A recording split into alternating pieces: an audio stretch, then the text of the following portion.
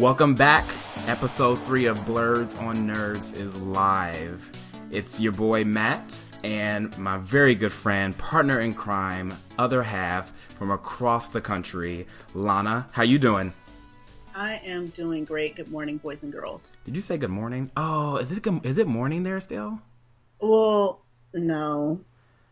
It's 12:08. Okay. Did you have a late night last night? I did. Wow. Maybe that's why my time is kind of wonky. It's all off. Is that something that we could tell the listeners, or is that like a... This is nothing that we can tell the listeners. Okay, that's fine. I mean, I'm sure I will find out, but that's you not... can find out. Right, but that's not why we're here. We're here to bring you another exclusive episode of the duo for Blerds on Nerds. So you want to just get it right into it and just get into the meat and grits, as my family likes to say. Absolutely. Well, as we had alluded to last week, we come to you every week with a blast from the past segment. And this week, we're going to talk about one of our favorite sci-fi movies of all time. And I can start. Mine was, I would say, I have a number of them, but my favorite was definitely Blade Runner by Ridley Scott. Blade Runner. Yeah, and that was back in 1982, I believe. It was directed by Ridley Scott, and it starred Harrison Ford and some others. I apologize, I don't know who you are. But it's but it was a benchmark for sci-fi movies. I mean, the graphics. If you go back and watch the movie today, it was on Netflix. I think they took it, as people know, Netflix adds movies and drops movies at the drop of a hat. So no warning at all. At all. I think a few weeks ago they dropped 1,000 movies, but I think it may have been one of them. But it was the director's cut was on there, and it basically took place in 2019, so 7 years from now, or no, 6 years from now. And it was very futuristic. It dealt with robots, and there were people called Blade Runners that hunted robots. So kind of think of it like Mega Man for the adults, fighting Mavericks. That's how I related, because I was like, oh yeah. So as a kid, it was really cool, but it was really profound because as a kid, we didn't have that technology. Of course, we didn't have robots, or we don't have robots. So it was kind of cool to see where I thought we would be in 25 years or 26 years from then. So clearly we're not there, but it's kind of cool because you see movies like I, Robot, and that kind of reminds me of Blade Runner, and it was cool. And also another cool thing about the show, or about the movie, was, as I mentioned last week, I'm a huge fan of Battlestar Galactica, and the producers of BSG had said that they cited Blade Runner as a major influence for that show. And I think that's where they got the really strong idea of having the Cylons look like humans. And this isn't a spoiler for you, Lana, because I still want you to watch the show. Yeah, but and I knew that much about it. I knew. I don't know storyline, but I did. I am a little bit familiar. Right, and they have, the Cylons in this series, or this remake, they look like humans. They look just like humans. They act like humans. The humans don't know that they're Cylons. So that's pretty cool. So that was mine. So Lana, side note, if you have not seen Blade Runner, you have to see it. Lana, have you seen it? I've seen Blade Runner, and it's funny that you ask me that, because I find myself, as I listen to you talk about it with such passion, I find myself actually wanting to watch it again. I took a sci-fi class in high school. I had a very cool high school.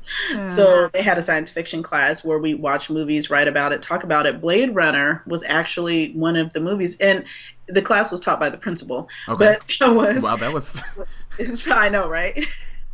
That was one of the movies that we watched. Right. So, back then I didn't like it, but now that I'm older, I feel like I definitely want to give this movie another chance and look at it kind of with a fresh pair of eyes. Right. I mean, it gives you a nice perspective on what Ridley Scott, how far ahead of his time he was. Yes. At the time, I guess, if that's the right way to say it, because it was just so futuristic, and people still talk about that movie, even though it did very well. It's one of the highest rated sci-fi movies of all time, and it's not necessarily a cult classic like something like Boondock Saints, where it was either Right. released in theater and didn't do very well, or Donnie Darko, released in theater, didn't do well, but Oh, it's like a cult classic. yes, yes. It hits both sides of the fence. It financially did well, and 2004 they came out with the anniversary edition. I think it was 30. Is that 30 years? Am I doing that right? Is my math right? Yeah. Yeah. Or 20 years. Is it? I don't know. I'm sorry. My math is not on point. It's the weekend. I'm off.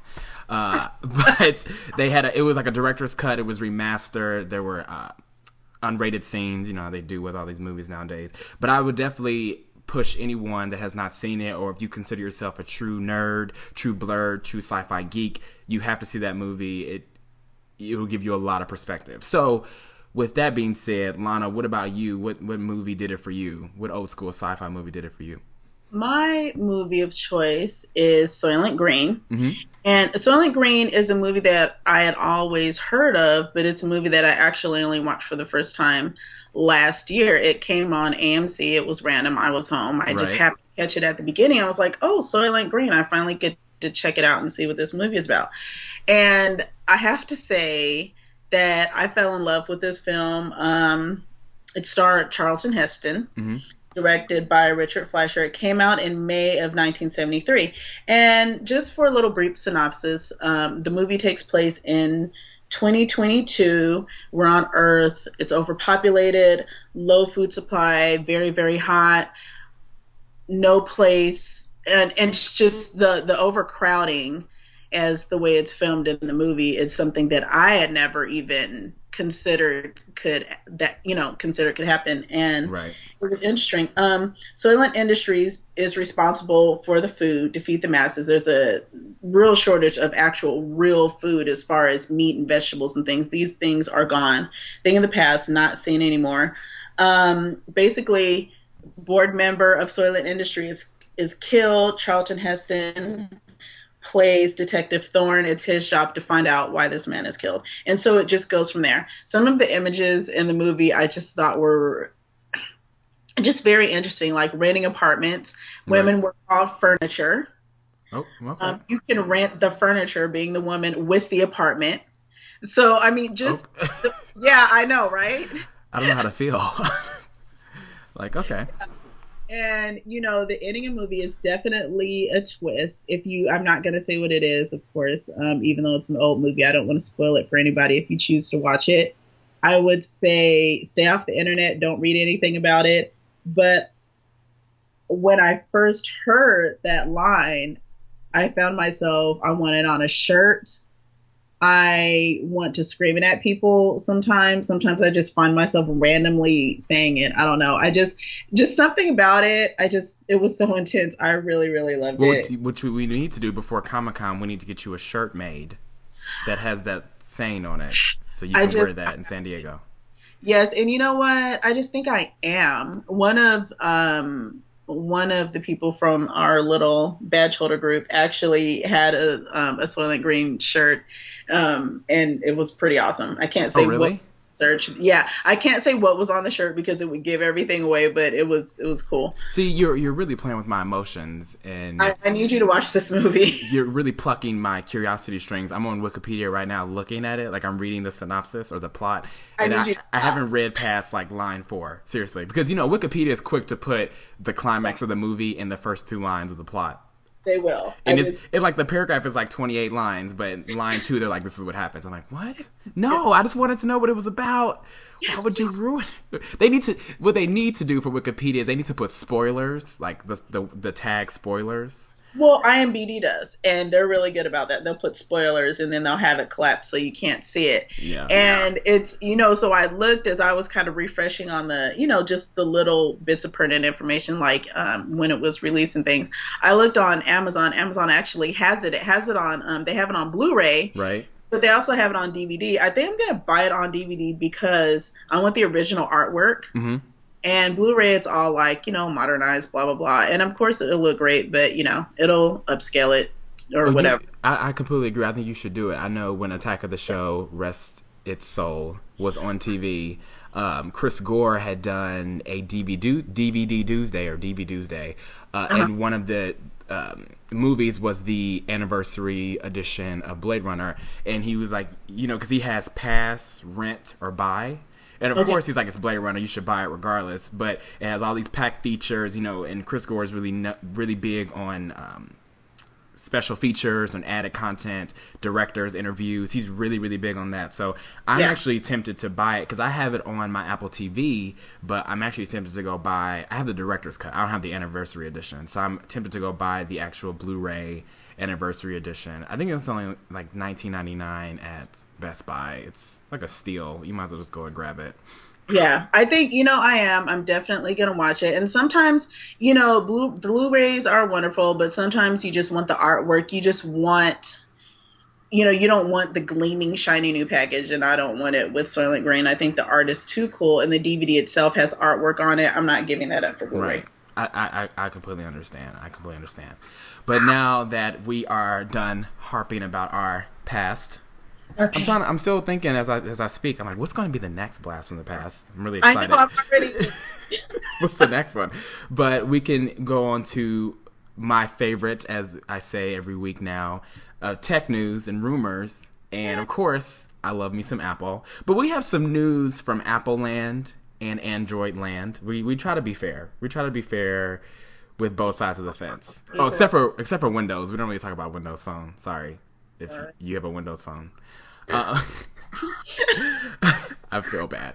But I came across an interesting article on readwrite.com, and it was an interview that was with Tim Cook and what he really thinks about Apple's really big grand, as he said, very grand vision for TV, wearable technology, and more. So, as you know, Apple's famous for iTunes, iPhone, Apple TV, MacBooks, Mac TV, or Mac Big Macs, or whatever you want to call them. Not Big Macs like burgers, but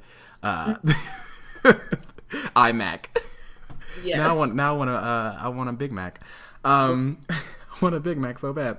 But he was, but a lot of people question on what's next. Has Apple plateaued? Are they done? Are they going to do anything great? And obviously, the big rumor that's been going on, especially before Steve Jobs passed, was the actual Apple TV. Is there an Apple TV? Can I have a TV that is made by Apple? Not the Apple TV Cube, but the actual TV. And of course, Tim Cook does not answer the question. Right? Why would he? I'm sure there's a TV in that building. And it's for Apple. It's an Apple TV, but it's in his office. I'm sure it's probably in his. He watches it every day. It's in his man cave. He uses it. He tests it out. But the thing I found interesting was that even though people say that Apple's plateaued, Apple has sold the actual Apple TV device. They've sold 13 million units of those, and in the past 12 months, they've sold 7 million Apple TVs. Are you serious? Yes. I had no idea. Or I guess I should be 6.5 million. I was actually really surprised that they sold that many. I bought mine for the first time, or the only one I have, in December of last year. So I was really surprised at that many units. They pushed that many units of an Apple TV device. Because, the Apple TV's devices competitors are like Roku Box. I think I can't remember what the other competitors are, but I would say the PS3, Xbox, Wii, anything that can do third parties like Netflix and Hulu. But I love my Apple TV. I think it's great just because I can push my music through it. I'm not trying to sell you on an Apple TV, but if you want one, you should get one. But, and then he also continues to talk about iOS 7, which we mentioned last week. And, of course, he didn't bring up anything. And the smartphone wars, and he was questioned on how he's dealing with the loss of its dominant position, it being Apple, the iPhone. And he was quoted saying, which I think is kind of cool, it's a really nice comeback. He was quoted saying, "We make the best phone, we don't make the most phones." All right? Boom. I thought that was like drops mic, walks away. I thought that was like, okay, that's like the best thing you could say, because I'm sure, Android is like, yeah, we make all these phones, and he's like, okay, that's cool. You can make 50,000 phones, but we're making bank off of one phone. Off of one. Yeah, it has different generations, but you have Android placed into different types of phones: HTC, Samsung. It's Several different devices. There are all these different devices, so that's kind of cool. And of course, it goes on to talk about the tax issues, which that's not what we're here for. But I'm just really excited because I just love me. I love me some Apple. So, but to be fair, as Lana and I had talked about, we do want to discuss some Galaxy news or some Android news because I finally listened, because I never listened to these commercials, but I finally listened to a Galaxy S4 promo. And I'm kind of interested because the commercial that I saw, Lana, was the one where the guy's in the airport and he's on his phone, the Galaxy S4, and he's watching TV and he looks away and the whatever he's watching stops. It pauses because his eyes left the screen. How freaky is that? It's a little creepy.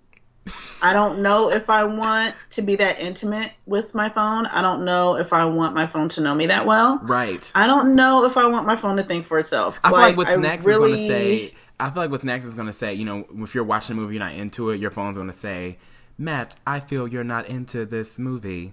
Let's watch something else. Right. It's going to turn the channel. It's going to make selection for you. Right. You're not going to get a choice. This is what you will be watching. No. I don't know how to feel. I don't know how to feel. Do not turn away. Or even, your phone can start to get jealous of your real life interactions. You haven't used me in 3 hours. Please make a call. Do you see where this can go? The terror. The terror. I mean, come on. Like, what if you remember what last week we talked about, leaving your phone at home? What if you left your phone at home and you're like, oh, well, I'll just, whatever, like, I'll just get it, obviously, when I get home. But then you turn around and it's, like, at your desk. It's at your desk. It grew like legs. That episode of The Twilight Zone. Right. Talking Tina.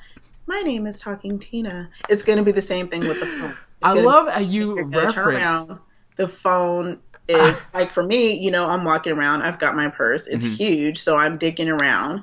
I feel a buzz, and my phone has these big eyes, and it's just looking at me. Like you tried to leave me. Are you going to answer me? It's too much.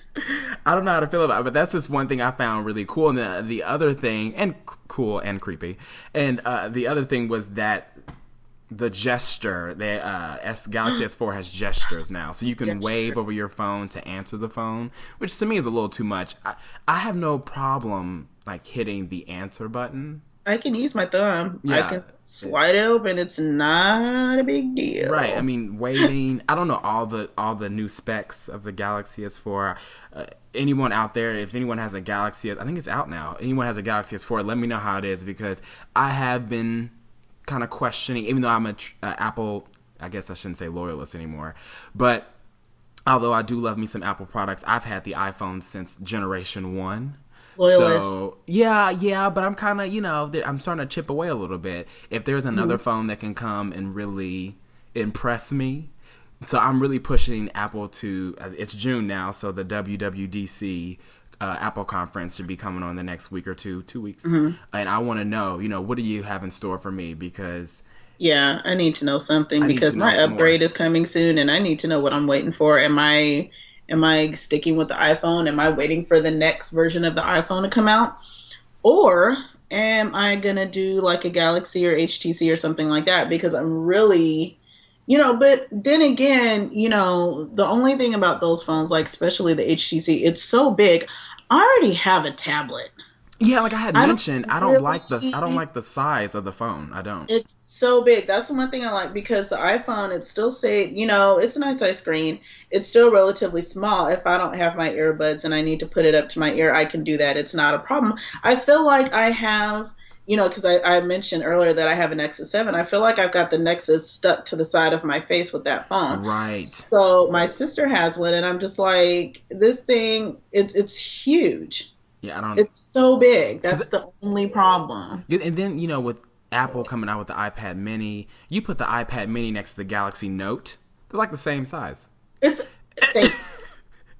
Do I need that on my face? Do I need that on my face? Like, give me all that radiation? Rumored. Right. Allegedly. I'm going to put that allegedly. All that radiation on my face? Yes. It's I don't know. But as we watch phones evolve, I'm really interested to see, if Apple can really stay ahead of the game, because Tim Cook did promise in the same article that they have a lot in store, and he knows, and he's right. His customers, we love surprises.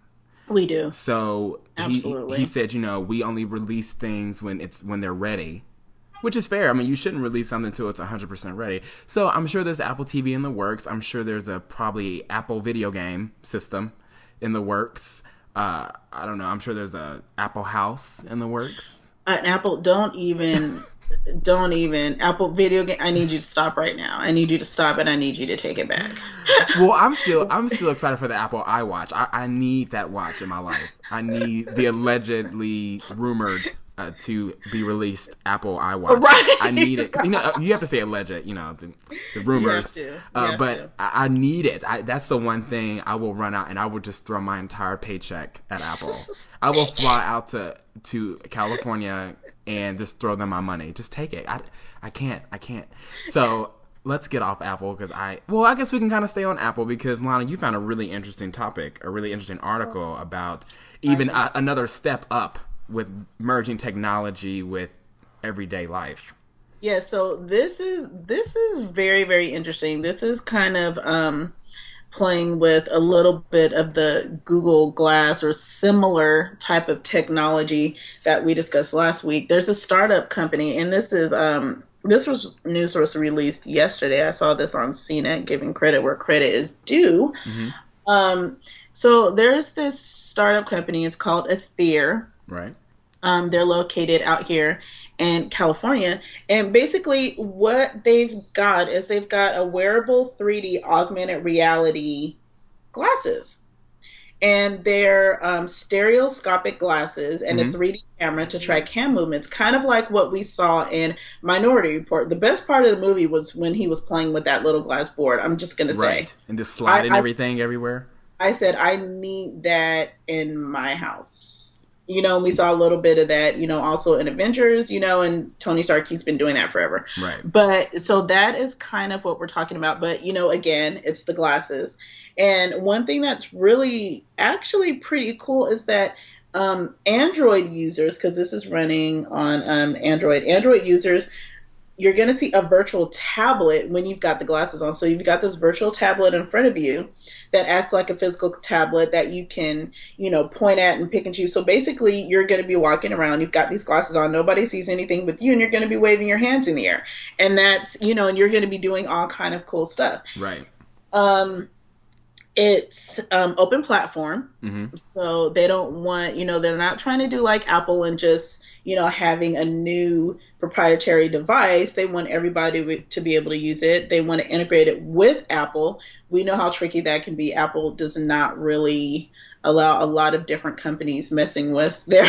Or, you're right, or they do, and then 3 years later, they'll create their own and then application and kick you out. Be a lawsuit, but we're not here to talk about lawsuits. Right. Right. And also they, it can be integrated with Xbox. With the Xbox One. Right. Now. Xbox 720, Xbox 450. Coming out. I mean, I could definitely... How many game systems do I need? I could definitely see this being integrated with Xbox, even a little bit more so than with PS4, because with the Kinect technology that Xbox has been using for some time now, this seems to be like, more of a seamless integration, and also, Windows Mobile. Right. Windows Mobile. Interesting. Don't even get me started on. Stop. If they grant access to it. So they've only been working on this technology for about a year and a half. Mm-hmm. And, they're using the same type of chips that are used in smartphone, but just a technology that's much, much more powerful. So I don't know. I think that this is really exciting. I'm definitely going to be watching Ether. There's another company that's doing similar technology. It's called Meta. So they want to commercialize 3D glasses and gestural interfaces and things like that. But we'll see. We're just going to have to wait and see. Well, my question is, who is Google going to buy? Isn't that always the question? Because Google's going to buy one. I don't think Apple will buy one of them, but I'm sure Google will snatch one Oh, of them up because that kind of steps into their territory of Google well, yeah, Glasses. their territory of being all in your life. Right. And that's And that's what they want. Google wants their glasses to take it to the next level, and I feel like the Aether is kind of stepping on that territory, and Google being as big as they are, and this is kind of their territory now, just because of how big they are. I can see in the coming months or year mhm, Google buying one of them. yes. I know it. Yeah. So I don't know. I'm really excited. I'm really excited about this. I'm interested. I don't know, for some reason. Oh, Dan Farber, actually. I just wanted to give a little bit of credit. That's the article I was reading on CNET. He's the one who wrote it. Hmm. But it's it's just really neat. I'm interested to see where this is going. I'm definitely going to be watching Aether and, kind of seeing what happens with this. I want to see if they disappear or if they can really make this work. It's a small company, Mountain View, California. All it takes is the right backing, and you can be a Yeah. strong competitor. I mean, but I'm interested to see where it's going to because I'm still not completely sold on Google Glasses. Yeah. So I'm not really sold on anything that goes like yeah, I really want like an iWatch and I want to continue to have my smartphone integration, but I wear glasses every day, so I'm just Yes. not sold on. I'm not sold yet. I just it's interesting, and even if millions of people buy Google Glasses, I don't know. I love I technology, have but I don't know. issues. I have issues with that. Just, the glasses being over your head, over your face, the long-term effects of eye strain. There's just so much that we don't know. And I'm sure this is why they test, they experiment, but still, with all the experimentation that they're doing for this and all the testing that they're doing for this, 10 years down the line after people have been wearing them Right. all the See, time. and your fear, which is justified, is of the safety issues. My fear Mhm. is of the separation of human interaction, like human to Yes. human interaction. I feel like, obviously, I have an issue when I'm with friends, or let's say I'm just with one other person, and they're on their phone. You know, I feel like it really interferes with the dialogue or relationship that you're trying to continue with someone. I feel like it does cause problems, and it's very distracting. And I feel like, to me, I'm still in that age of where it's still kind of rude, to be on your phone, especially when you're with one other person or even if you're with multiple people. Like, I've been at dinner with 5 other friends, and all of us have been on our phones. Yes, and see, and that's the problem, and this is what's happening, and we're losing that person-to-person connection. And as wonderful as I think this technology is, and as fun as I think it could be, because of course, I automatically think about gameplay, Right. and what could happen, and the possibilities and the games that could come out of this type of technology. You know, Everything has its place. Yeah, and I feel like eventually we're gonna come to this surrogates Hmm. day, and I don't know if you've seen that with Bruce Willis. It was actually surprisingly good, Hmm. where you live in you're in your home, and you sleep in this pod, and there's like this you live through this robot, or you live through this robot, and Hmm. it's like a really high level life, but you physically don't do anything. Like Wow. your brain is transformed into this robotic body. It was actually a really good movie. It came out a few years ago. I need to look that up and see. But it was with Bruce Willis. It was kind of when he was making his comeback, Hmm. and I really liked it. I was surprised at how good it was, but it it made you think like, geez, like movies like Surrogates, Hmm. iRobot. Those movies, they're very interesting. And iRobot's one of my favorite movies, but it still kind of gives me a little bit of fear. Like, I don't. I'm always scared that I'm too lazy, or that I play video games too much, which is a battle in itself because I Yeah. always want to play video games. It's like, get out, go for a walk. It's a beautiful day. Right. Open up the So bat cave, get out right, the house. and Yeah, I feel you on that. so Absolutely. that's just my apprehension. I mean, I know technology is restricted to the laws of physics, but we will continue as humans, and it's I think our number one emotion, if it is an emotion, is or drive is curiosity, and I feel like we're going to always be curious to challenge that boundary. Well, iPhone came out with a smartphone or with a phone that you could touch. No, it did happen before, but they reimagined it. And then you come into Google Glasses, and then you come into 3D software, and then you come into, hand gesture. It's just all these different things. So I'm not trying to put like a damper on it. I'm really excited, but I'm also like, Well, even with the technology that we have now, some of us will be able to handle it and it'll be fine and it'll be entertainment and we won't lose our personal relationships. And then some of us won't. Yeah. Yeah. So it's just, it's the same, but I'm curious to see who's turned. Who's turned? Who's turned? Well, I guess we can turn that subject. Did that fall flat? Did that fall flat? I don't know. We're trying different things. We're trying different things. Okay. I try to make smooth transitions and like just play off of what you say.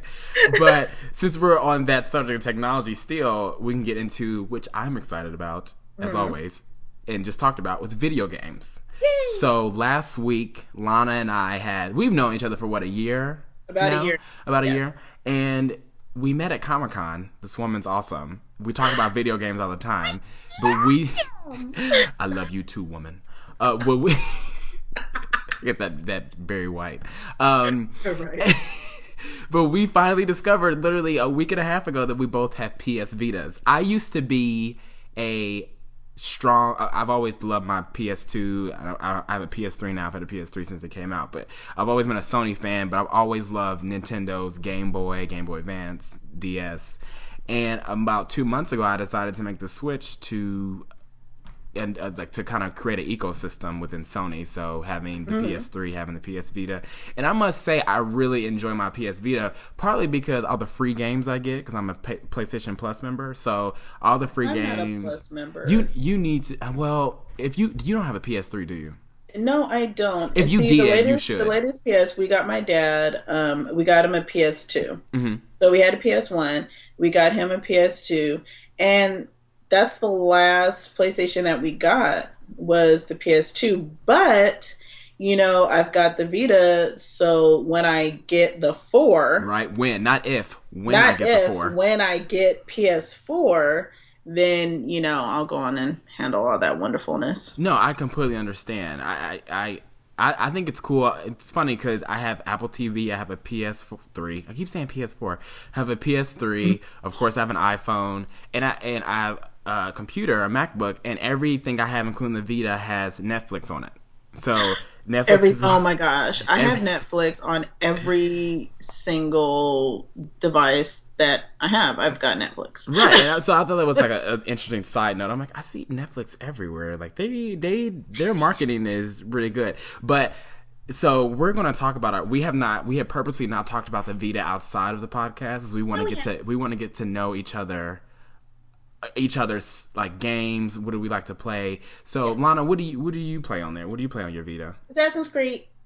Oh, that game. You know what?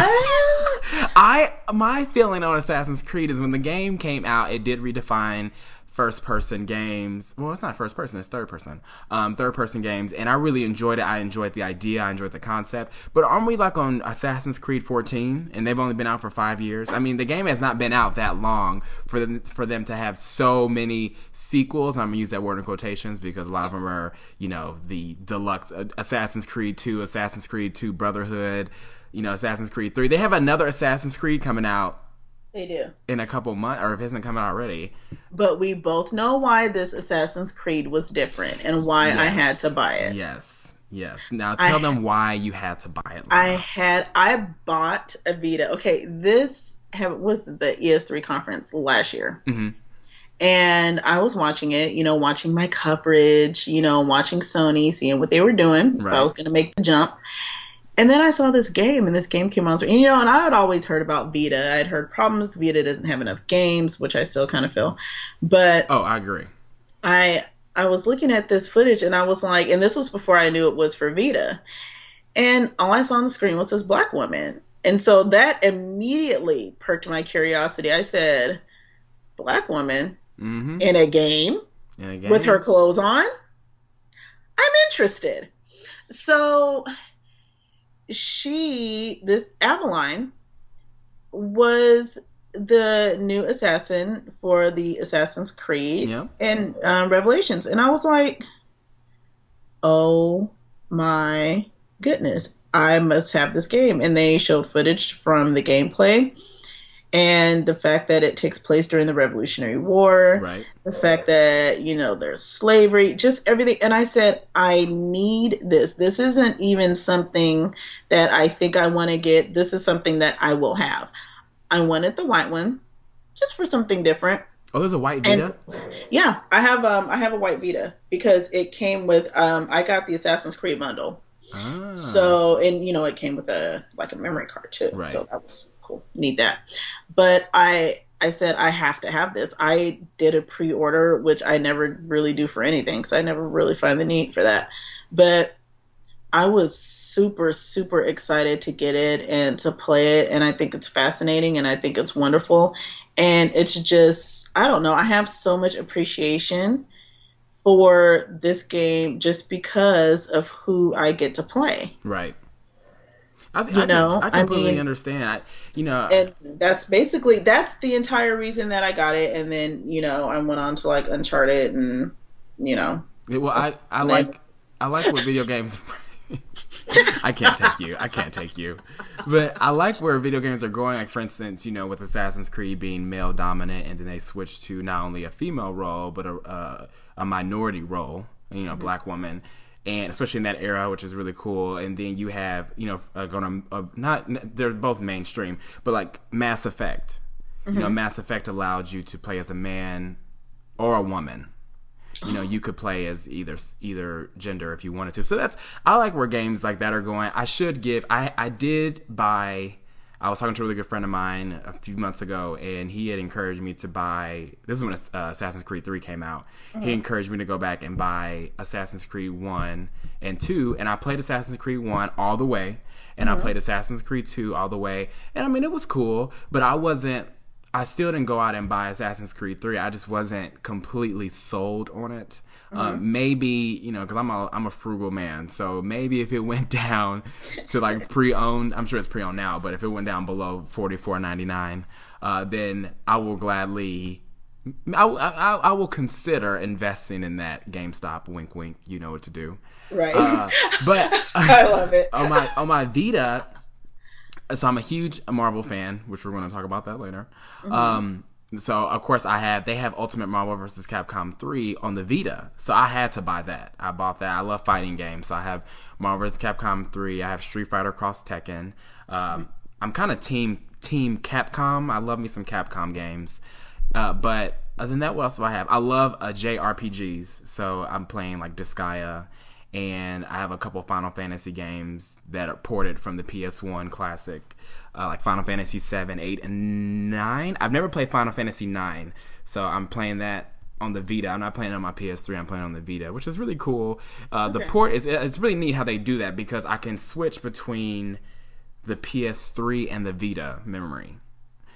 Really? Yeah. That's interesting. So that's cool. I don't have to. I can play it on the PS3 and then say, well, I'm about to go on a road trip and I'm not driving. Well, I'll take the Vita and play it on there. So it's kind of cool. I mean, it does have its downsides, because when you buy the Vita, you have to buy a memory card. It doesn't come with a memory card, so you have to buy that, and the memory cards aren't cheap. I got an 8 gig one for $25, but then there's a 64. Is it 64 gig? 64 gig for like $60 or $70. I need to make sure that how much that is. But I was a little turned off by that, because I guess maybe we're spoiled as gamers, but you shouldn't have to spend that much money on a memory. Oh, I know. Oh, I'm sorry, not 64, 32 gigs. Oh, it's 32 gigs for 80. Okay. So you can get 4 gigs for 17, 16 gigs for 8 gigs for 25, 16 gigs for 45, or you can get 32 gigs for $90. Oh. And the Vita's already $200. So I mean, you spend $100 for memory. Yeah, exactly. And that is, that's definitely a problem. But I want to rewind back a little bit when you were talking about the older games that you can put in. Yeah. Soul Blade. Can you get that one?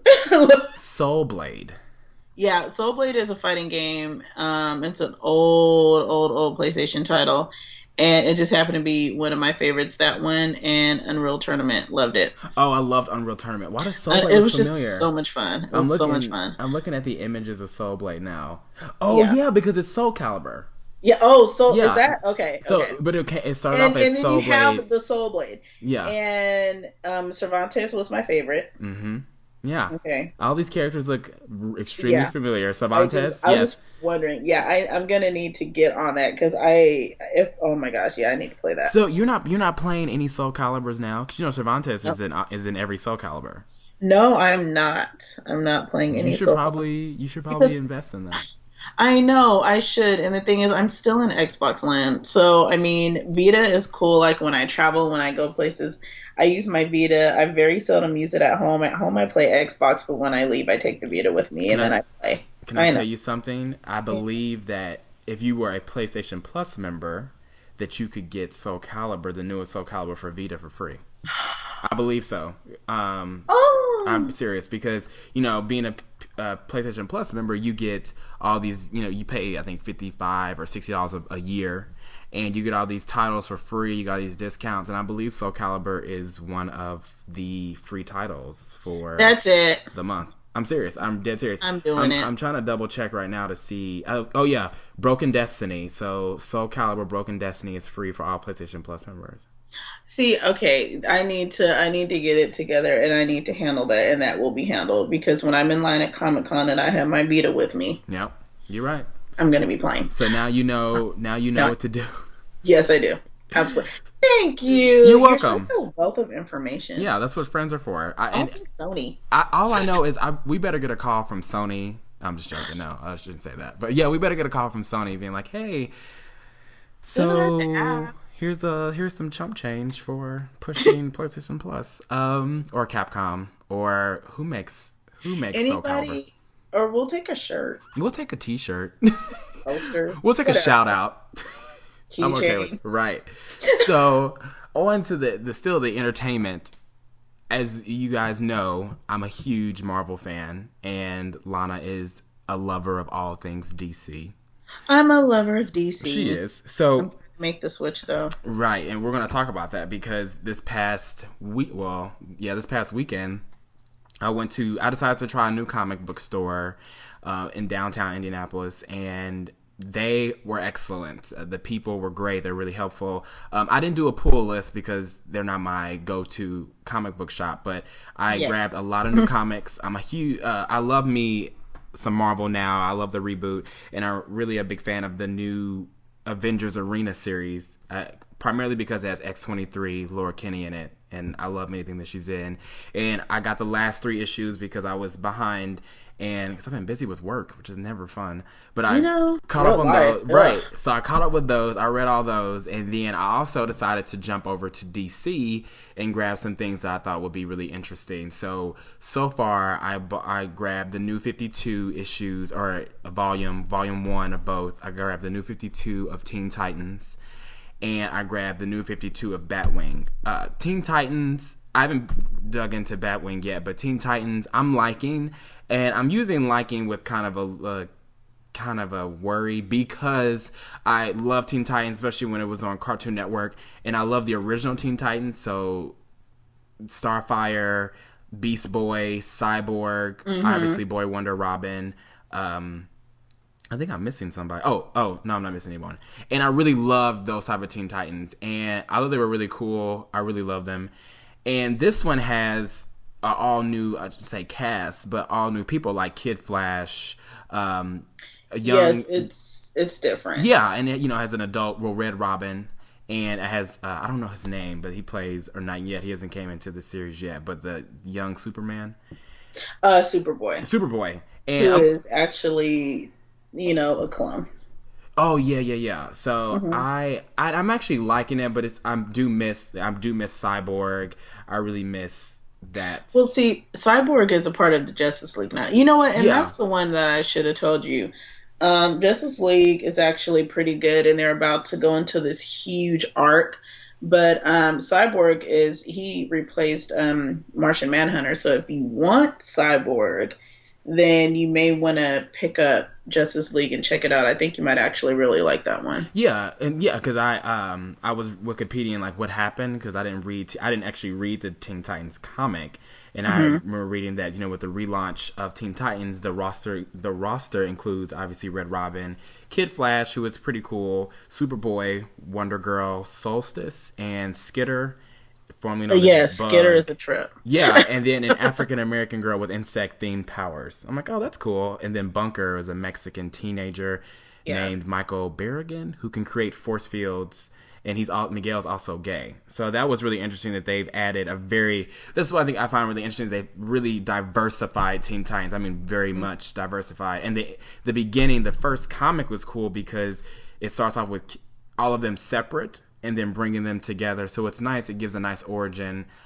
Obviously, with the new DC 52 and Marvel now, they when they redo these reboots, they kind of have to they have to redo the origin of the character. So I'm not mad at it at all. I'm really into it. I just miss my Starfire. I miss my Beast Boy. I miss my Cyborg. And I know obviously with these Teen Titans, those people are all older. So they moved on, like you said. Cyborg is part of the Avengers, right? Yes. Well, Cyborg, no, Cyborg is part of the Justice League, and Justice then League. there's Okay. also Well, I Justice said the League of so Avengers. not to be confused with Justice League of America, which is a separate Justice League group, Okay. but Justice League, Big Three: Superman, Batman, Wonder Woman, and also on Teen Titans you've got Cassie Sanmark, who is Wonder Girl.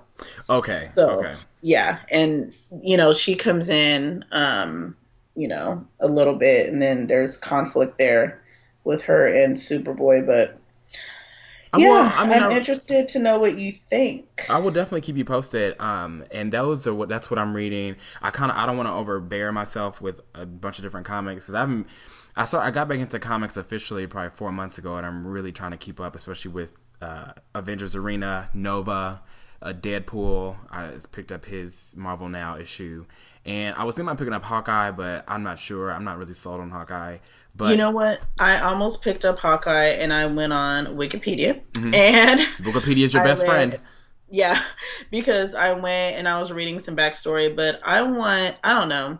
I was never like huge into Hawkeye or anything. And so I read kind of what they were doing with his own comic, and I kind of want, I guess, I kind of want Avengers Hawkeye. And Okay. it's a little bit different, as far as partnerships go and stuff like that. It's supposed to be really good. The art looks gorgeous. I really like what I'm seeing, but I don't know if I want to commit. Maybe I'll give one issue a try and just kind of see if I like it. Right. No, I think you should definitely. I know you want to get into like the Marvel side, and I would recommend Avengers Arena because it deals with characters from Avengers Academy, or Avengers Academy, and they're all young, and obviously it's a completely different universe. But what drew me to it was X-23. I really like her character. They discontinued her comic a couple years ago, her series a couple years ago, so it was a nice reboot. But to give you a backstory, Avengers Arena is a 12 issue series that is reminiscent of Hunger Games mixed with Hunger Games mixed with Battle Royale in the Marvel universe. I mean, that's really what it is.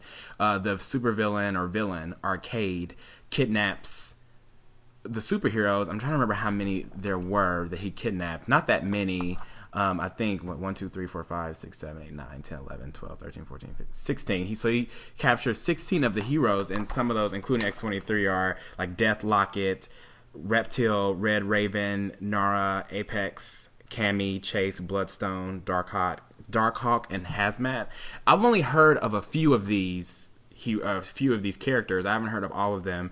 So it's really cool because the reason I would recommend this series is they're all young, and it gives you a lot of curiosity behind the characters. It kind of makes you want to go back. Since I had never heard of a number of these characters, I did go back and Wikipedia them or look up their history to get a good feel of who they are and what their purpose is in the Marvel universe. I feel kind of bad for some of the characters because some of the characters die very early. Well, yeah, just like in, your Hunger Games and Battle Royale. Well, it sounds interesting, and I think, maybe I'll look at it. I may I'll have go to to my give you one. local comic shop and see. I'm going to pick up Avengers Assemble. I know they're already done with the first year, and they've got it in a they've got it collected into one volume. So I think I'm just gonna get it and read it because I'm really really interested kind of like of what when the movies come out. I always want to know what's going on in between because the universe doesn't stop just because the movies do. Right. So And then the movies are just a very small piece of a potential universe that's happening. exactly. So it doesn't tell anything. And on the DC side, it's really cool because it's Superman's 75th anniversary. Right, right. So happy anniversary, Supes, aka Big Blue, aka Superman, aka Kal-El, aka Clark Kent. Oh, aka Steel. When I was at the comic book shop yesterday, I was talking to Oh. one of the guys working there, and he kept referencing Steel. He was like, "Yeah, Steel's issues are pretty good so far," and I'm like, "Who is he?" Really? I'm like, "Who is he talking about?" So finally, because I'm like nodding my head, I'm like, "Yeah, yeah," and then I said, I was like, "I'm sorry, who is Steel?" And he said, "Oh, it's Superman." So I guess that's I've never. yeah, that's like a nickname. It's an AKA for, I guess, Man of Steel. So Steel. Yeah, I Man thought of that was kind of cool. I'm like, all right, okay, I like that. I like that. Steel. Yeah. Well, Superman Unchained is the new Superman comic that comes out June 12th. Is written by Scott Snyder Hmm. and Jim Lee is doing the art. So it's interesting. I will probably get the first issue just because I don't know if I'm going to keep it on my pull, but I'll definitely get at least the first one to see if I like it because I did drop Action, not because of anything they did. I was Right. just kind of done. I still have Superman and I still have Justice League, so which he's featured prominently in. Now, Um, which Justice League do you want me to read? I want you to just read Justice League. This Justice League. Okay. Yeah, it's Justice League. It's not JLA, which is Justice League of America. It has like Steve Trevor and some other folks in it, but just the regular Justice League that's out right now. That's the one I really like in there. Like I said, they're coming up on this huge arc with Batman, Superman, and Wonder Woman. Okay. And also, there's going to be a Superman animated short that's going to be at Comic Con. It's supposed to come out later on this year, but we get a sneak peek. So Yes. I am So going to try to make it in to see that. You know how it is with Comic Con. You can make all the plans that you want. right. Doesn't now. I'm just going to be real. I've never not succeeded in getting into a panel, but That's fair. And I feel like I'm obligated. I kind of have my head like slumped. I feel like I'm yeah, obligated to be in line with you, which is fine. That's yeah. fine. I mean, we. I'm like, oh yeah, I guess I can't wait to see that short. I'm so excited. I know. So it's just, I don't know, there's a lot to see. And, Comic Con, you'll hear us talk about Comic Con more, as we get closer to July. But, one thing cool is we get that little sneak peek. And, of course, we've got Man of Steel coming out this month, which I'm really excited to see all the trailers. I refuse to watch any more trailers because they're going to end up showing half the movie. They've got so many trailers out. Well, After Earth, that was the whole movie. Yeah. That was oh, and then yeah, Chris Gore tweeted. I don't like to plug other people, but Chris Gore tweeted or retweeted there's a new spot, a new Man of Steel spot. It's the 8th promo spot for that movie. Saw that, and I'm done, and I'm not watching How many? It's Man of Steel. If you don't know that Man of Steel is coming out, then you probably live under a rock. Like, there's no way you didn't know that Superman was coming out. Yeah, how do you not know? Eight, 8 spots, 8 movie spots, Lana. I'm In kind of case upset. you don't know, Man of Steel is coming out. Right. This month. And Okay, it would so be kind of cool if Henry Cavill was at Comic-Con. yeah, well, I saw him at Comic Con last year, and it's funny. He looks exactly like he does on the big screen. Oh, he was there last year? Yeah, he was there. We spent the night. Really? Really? Yeah, I know you love you some Superman, but I did. Yeah. I'm not gonna argue. I'm not gonna Yeah. do this with you. I Not know, in public. Not in public. wonderful. I know. Well, since we're on the topic of movies, let's just jump right into it. So I'm so excited. Okay. so Okay. so You got to talk about it right now. Okay, Right. first we're going to go into. Well, we can't. You didn't see Fast Five, you didn't see Fast Four, but if you don't know, listen to the previous podcast. You know that Matt doesn't necessarily need to see or read anything in order, and I think it's awesome that you're able to do that. I'm way too anal to even attempt. and you anything yelled like at that. me. I You would yelled go at me. crazy. You yelled at me for not seeing because we both have seen Fast and Furious 6, and Yeah, of I did. course I told Lana, I said, well, I gotta see 4 and 5 because I haven't seen 4 and 5 yet. So instead of seeing them first, I just was like, well, I'll just go see the movie. So I just went and saw the movie. And she yelled at me. You yelled at me for not seeing it, which is justified because there were a lot of in the beginning. I was like, wait, like who is that? Like, who is that? You weren't in the third movie, but you were in the third movie, but you died. Why are you still alive? Yeah. So overall, like Lana, what were your thoughts about the movie? I just, you know what? Okay, first of all, these movies, you have to take them for what they are. So I'm Right. not looking for any type of great artistic value. I'm not looking for any great social message. It's a movie about cars. It's cars. I am something of a car freak. I Yes. love cars. So I'm not going to be all like, oh my gosh, and the art and blah, blah, blah. It's just sometimes you story. just need to get over your own self and just Right. enjoy the movie and get you some popcorn and be quiet. So that's what I did. And I loved it.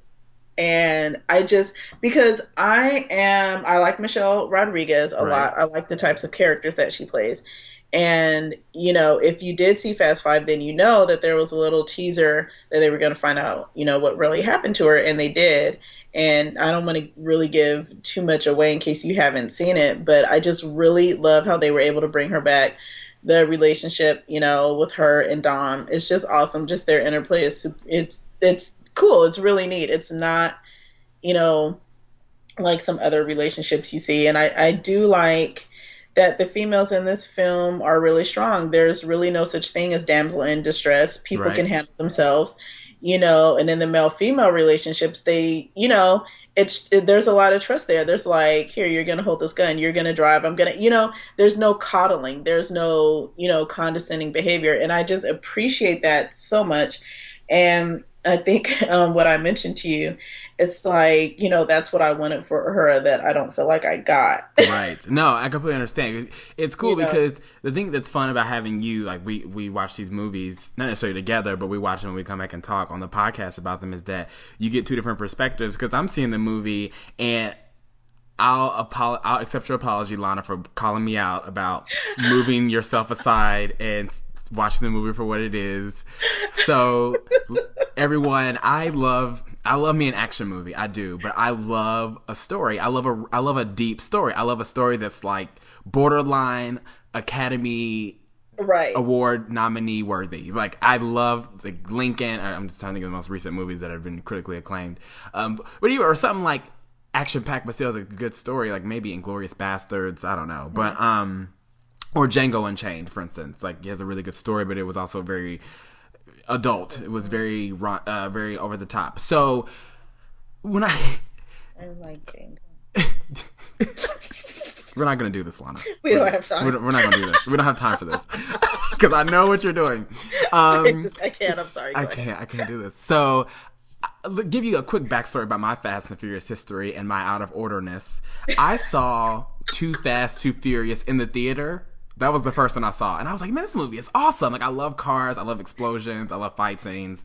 Right. And that move really fast. right. Things that move really fast because I'm very impatient. So then I go back and watch Fast and the Furious 1. And I was like, oh, this is clearly the pilot. They didn't have a big enough budget. They got a big budget in 2. Well, then I saw Tokyo Drift, which, as I don't know if everyone knows, but that was a straight to DVD movie, Fast and Furious Tokyo Drift. It was an all new cast. I saw it in the theater. Did you see it in the theater? Yeah. I apologize because I never saw a preview. It didn't do super well because it didn't have the main cast in it. So it must have had a really short lifespan. Yeah, it did. It really did. If you weren't kind of looking for it, you probably would have missed it, honestly. Okay, so I apologize. I did not know that movie was in theater. I mean, because I remember seeing it on like a DVD shelf, and I was like, "What is this?" So, also, the reason I wanted to see it was because it was filmed in Tokyo and in Tokyo, Japan, and I took Japanese for 5 years. So I don't know if I told you that, Lana. Did I told you that? Kawasaki? Okay, go. Kawasaki. Arigato gozaimasu. And Japanese to me. Serious face. No. So I watched it and I loved it. It is genuinely my favorite. Even after Fast and Furious 6, it is my favorite Fast Are and you Furious. serious? Yeah, it is. Just because of the location. When I love Japanese culture. I love Uh-huh. Japan. It's one of the places on my bucket list is to visit for an extensive amount of time. It's Japan. The cast was okay. I mean, it wasn't all that, but I loved the music. I loved basically everything about that movie. So that was like my Fast and Furious high. So then when I saw Fast and Furious 4, I saw the first 25 minutes and then I postponed it, and it's been 2 years. And Definitely.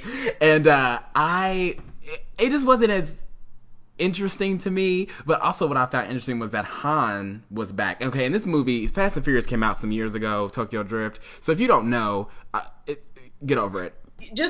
Han died at the end of Tokyo Drift. This was years ago. I mean, know, come it on. was years. You can't hold it forever. Oh, and also Harry Potter kills Voldemort. So get over it. Spoiler alert. So when you see the next Fast and Furious, you're like, why is Han in these movies? So I had blew Lana's mind the other day. Yeah. Because I had to sit down and let her know. Because, there's 6 Fast and Furious, and there's going to be a 7th one. This is the order. Fast and the Furious, Too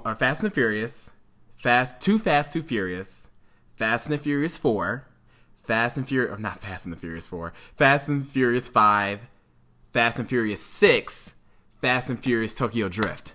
So numerically, it's 1, 2, 4, 5, 6, 3. That is the order of the movie. That is the order of the movies. And if you haven't seen Fast 6, watch them, see Fast 6, and then you'll see exactly what we're talking about here. And I had learned that the reason that Fast and Furious was filmed, and it didn't do so well, it didn't do so hot. I guess I was reading, and I guess as well, that the budget wasn't that good.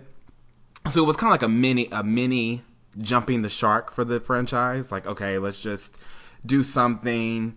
And obviously Han dies, but he was such a big character that they brought him back. Mm-hmm. And a lot of people were confused. Like, okay, you did 3 additional movies, and this dude is still alive. Like, I don't understand. So Fast and the Furious is notorious for what I call team temporary. Like a Sean Bean, if you will. Because, Sean Bean is known for being cast in roles that he doesn't live that long. There's a really big show out. I'm not directly spoiling it. That he is in the very first season of this very popular show, and he dies in the end. But it's like a curse. Any role that Sean Bean is cast in, he's going to die. Like, he's going to die. So when I say team temporary, Michelle Rodriguez, when she was filmed when she was cast in the movie, I was like, when is she going to die? Resident Evil, when is she going to die? She made it for a little while though. She did longer than I expected, but she still died, and then they brought her back. But then Resident Evil, they kill her, bring her back two movies later, and it's just so team temporary. And now Han, the guy that plays Han, is team temporary too. But going back to Fast and Furious 6, as I'm sitting there, going back to what Lana said, accusing me of being who I am, I was like, this in the beginning. I'm like, this movie is so cheesy. Like the lines, the characters. The opening scene is complete cheese. It's complete cheese. It was like a cheddar and Colby Jack mix. Yes, it was ridiculous. It was like watching the opening of Dukes and Hazards. Them Dukes mixed with Miami Vice. And then they're like all walking towards the camera. It was so cheesy. And then as I watched the movie, I had to take myself out of it. Thank you, Lana. I had to take myself out of it and say, this is, watch the movie for what it is. So overall, I want to know who signed off on your budget. That's what I want to know. The amount of planes, explosions. Tanks, cars, explosions, bridges, guns, more cars, and more cars. And first of all, it being an international film, it's just, it was so pretty, and the cars were so pretty, and they were new. Because you think, with this many movies, what new stuff can you do with cars? Well, you find out what they can do. What they can do. And you can find out the durability of a car versus a tank. Yes, you do. And, it has its parts. It's funny. I love the camaraderie. I love the loyalty between, our main group. I love how they really, even though they're not blood related, well, some of them aren't, but, you have that loyalty. I I really, really love that. And it's Right. just the equality between everybody in their little family. I really, really appreciate that because we just don't see that. We don't. We don't. This, It's a very multi-ethnic cast, mhm. which means it was just for me, it was just pretty to watch. And Pretty to watch. I just loved it, and I loved that they could all get along, and they were all family, they were friends. And they were all loyal, and they all came together. It was for me, for someone like me being out of the loop for 2 movies, to jump back in, they did a very good job of not leaving me hanging. Like they kind of they brought it back together. Even in the opening credits, they gave you from Fast and the Furious all the way to Fast Five. So they gave you that lead in, like, okay, this is where we were, this is where we are, and this is where we're going. So that was kind of cool, and about 25 minutes the movie went from being cheesy to being like my movie, like a guy's movie. Like the amount of fighting, the Michelle Rodriguez, and I don't know the other lady's name, the other chick's name. She's an MMA fighter. She was in the movie Haywire. That Yes. fight scene in that train station, It was epic, that was was it real. not? That was real. That was a real fight. Like I feel like at the end when they were like cut, Michelle Rodriguez was like medic.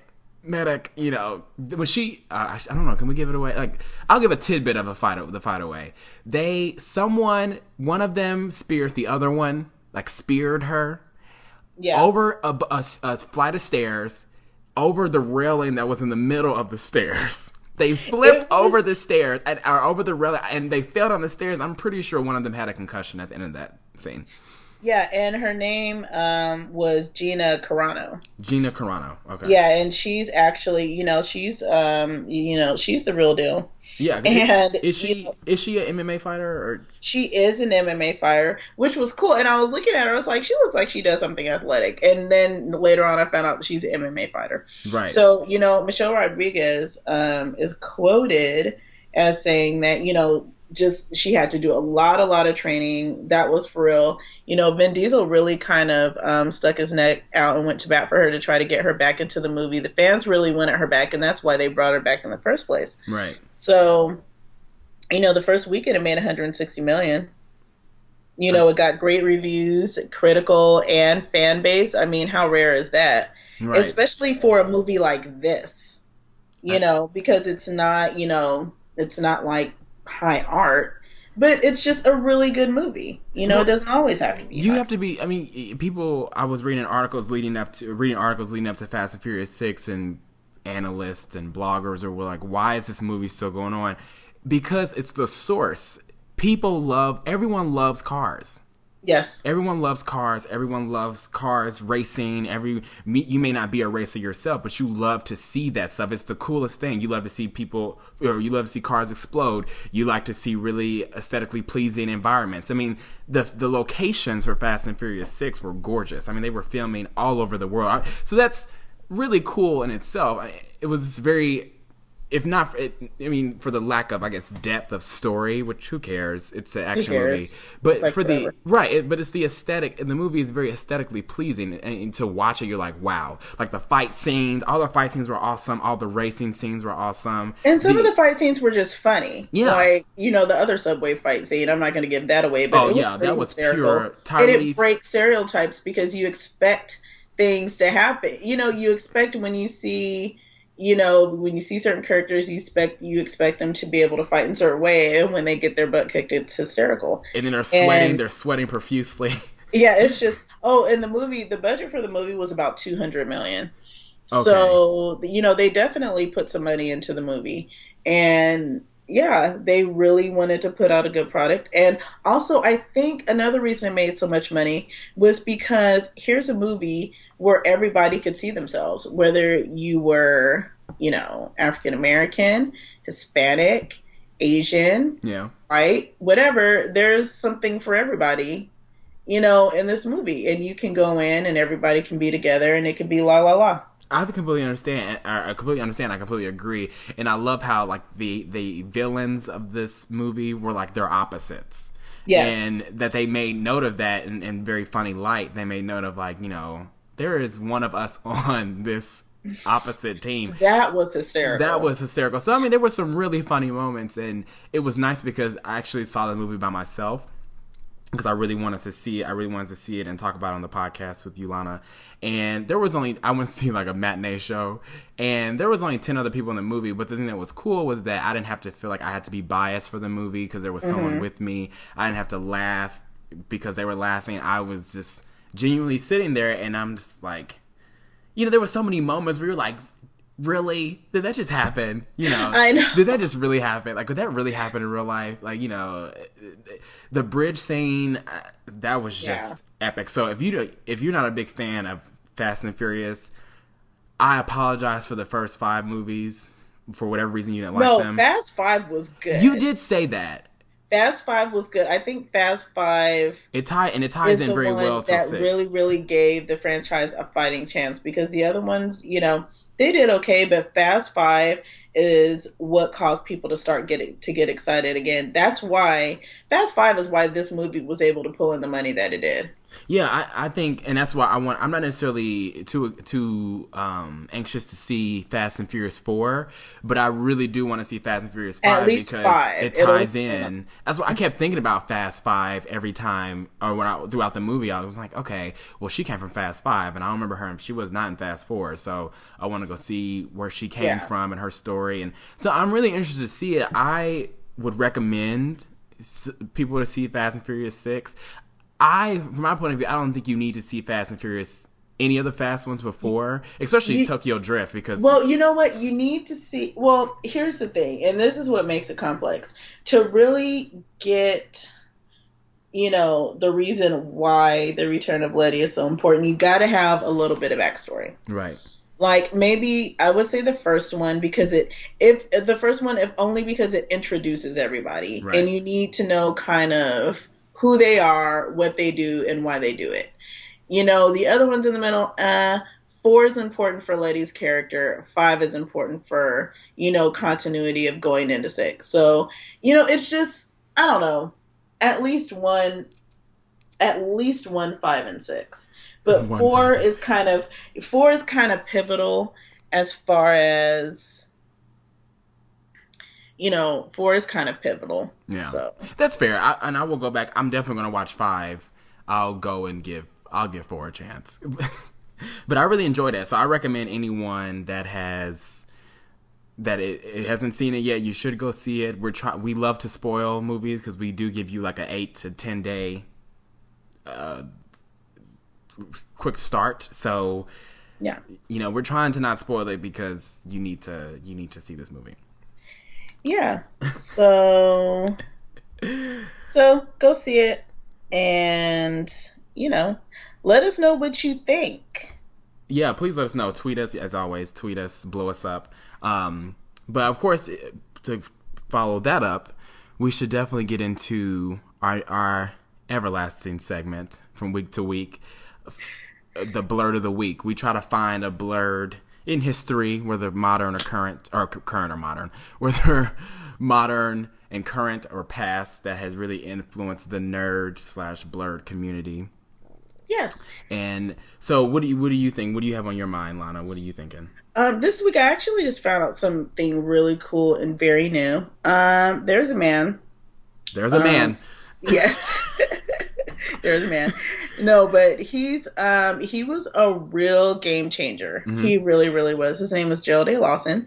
And he created the first home video game system that used interchangeable cartridges. Right. So like NES, Super Nintendo, N64, Sega Genesis. Yes, he did the first technology for this. This means that all these video game companies are able to sell individually. This means that, I'm pretty speechless. I mean, when I found this out, my mouth was kind of hanging open. I was like, what, really? Right. I didn't even know. I didn't know. I never thought about it. And, sadly, he did pass away last year. He was 70. But, I mean, talk about a pioneer. That's a game changer. Literally a game changer. Because what would you do? He invented the game cartridge. So, yes. N64, Sega Genesis, NES. Yeah, the first video game system that used the interchangeable cartridges. And also, So giving these companies that we love so much and we love to throw our money at, this is the way that they're able to make a profit. And you know what he created still stands today as the business model for the way video game makers and the manufacturers do business. Right. I mean, if that's not innovative, I really don't know what else is. And the thing that's cool is, he headed that team, and he is one of the genres, as they like to call it, one of the genres' only black pioneers. And so he left behind a really big dual legacy because of his race, but also because of what he did for the foundation of the gaming community. So be sure the next time you blow on that N64 cartridge, because I know some people out there still have an N64. I still love me some Smash Bros. When you blow on that cartridge, remember who invented that.